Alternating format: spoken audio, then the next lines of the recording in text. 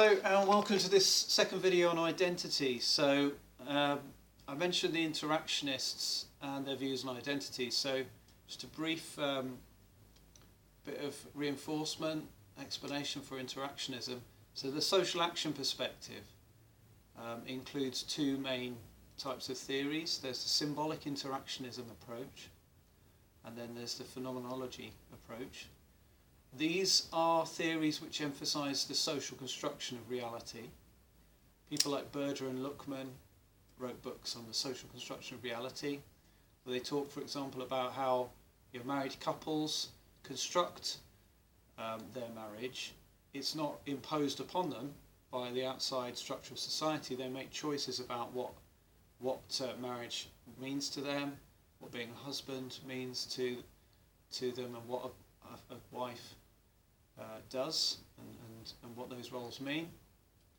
And so social constructionism is essentially saying that it's social reality is kind of reconstructed from one moment to the next.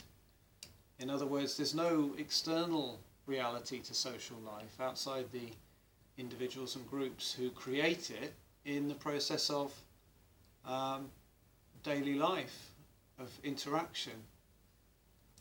In its most extreme form, social constructionism says it's all taking place in our kind of world, which, if you think that each individual is a world unto themselves,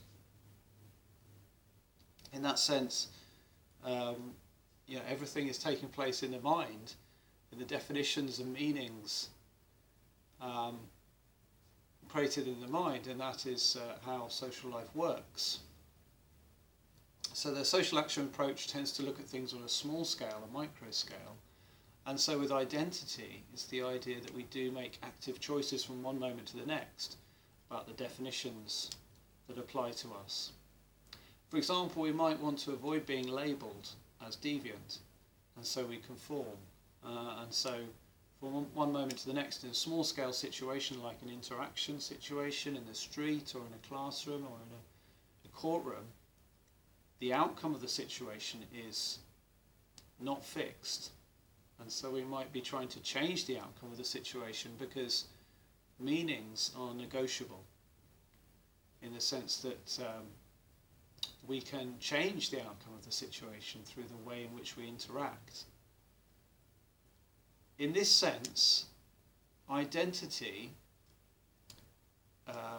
if we understand our part in that social construction process, then we're able to change identity and change culture, because although it may seem ambitious to change the whole culture, we are able to have some effect on the social construction of reality by understanding the part we play in that process. So by understanding the part we play in the social construction of reality, we're able to actually change the social construction of reality. We understand what are the definitions, what are the meanings, what definitions and meanings do we hold. Then we can observe how they affect behaviour, how they affect our own behaviour, the behaviour of others, and then possibly affect social change.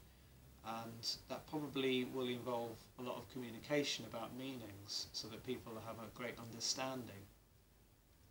Because through that understanding they can probably achieve some kind of a consensus or way forward, or maybe even just agree to disagree. So an example with identities is Howard Becker. Howard Becker looked at the labelling of working class males as criminals, and he argued that they were seen as more problematic, more troublesome and more deviant than middle class males by the police. And in his study of working class males, this was the reason why they were criminalised more than middle class males, who were seen as excitable and young, whereas the working class males were seen as shameful, troublesome, poorly, immoral, poorly socialised. So that's something about interactionism for identity. I'm going to look at each of the identity categories next.